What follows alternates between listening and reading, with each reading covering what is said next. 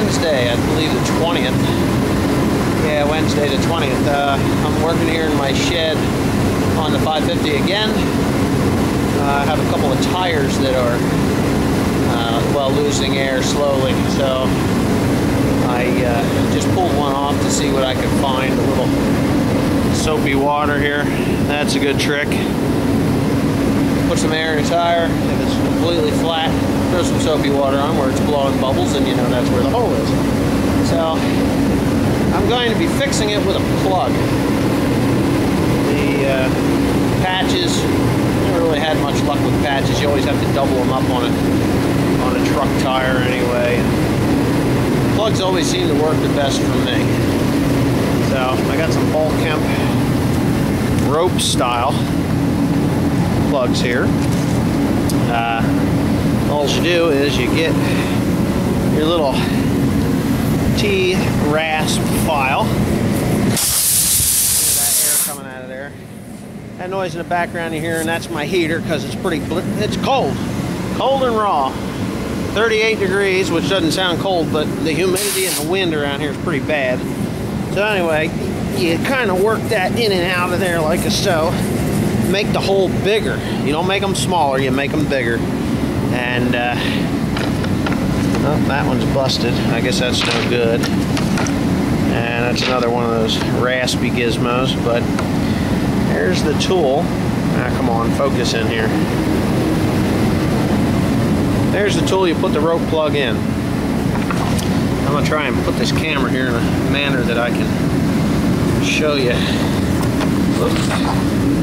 Yeah, just excuse the fumbling. Anyway, get your rope here. Peel that apart out of the package. Just one. Can't put two of them in. The hole isn't that big. And you can put two of them in if the hole is huge. But generally, if you've got a hole that is bigger than what this can handle, you're going to have to patch it. So what I'm going to do is I'm going to pull out that rasp here. Get that out of there. Let me put this in this hand. It's kind of hard to do this one-handed, but there goes that. And that guy there, you just find that hole and you shove it in. So that plug is just about flush like that. Then you yank it out real quick. And that's it. That's all there is to it. Okay, there it is. Now what's going to happen is I've got heat on this tire. As you can see, my torpedo heater there glowing white hot. That's heating this tire up, which in turn is going to cause the glue in that plug to cure. So I'll put pressure in the tire, and the tire will be hot, and it'll have the right amount of air pressure in there. That plug is going to adhere to the wall of the tire, or the hole in the tire, and that should seal it up. So that is how you do that. Now the other side is doing the same thing, just a slow leak, and I really hate that because, you know, I kind of like to have air in my tires. When I put a heavy load on, I don't want to have a half-flat tire.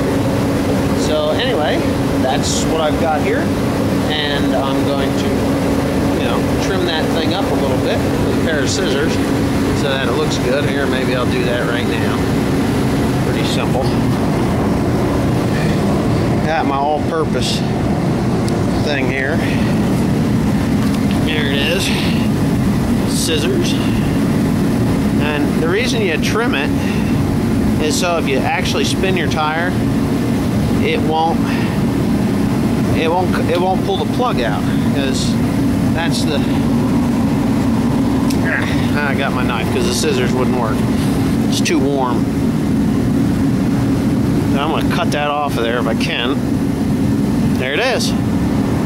Now, there it is. If I was to spin my tire and that thing was sticking up above there, it would rip it right out of the hole, and then I'd have to do it all over again. Only the nail that I pulled out of there was holding most of the air in. So now I've got to get 100 pounds of air in this tire. Whew, and that heater's hot. So I'll get my air in there and I'll put her back on. So here we go. All right, got the other tire off. Now we're going to see about finding leaks. Just throw that little soapy water on there and see what pops up.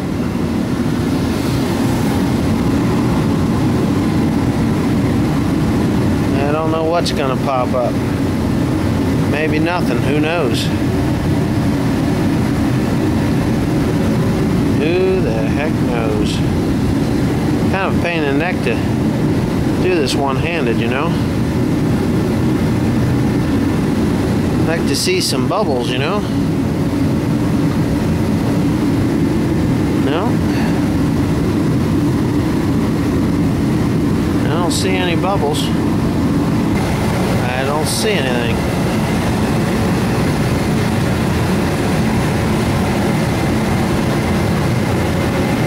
Well, maybe this tire's just low. The other thing is, it could be the valve stem.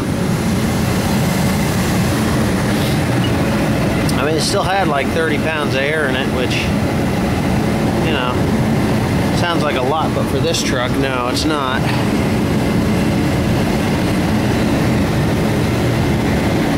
I don't know.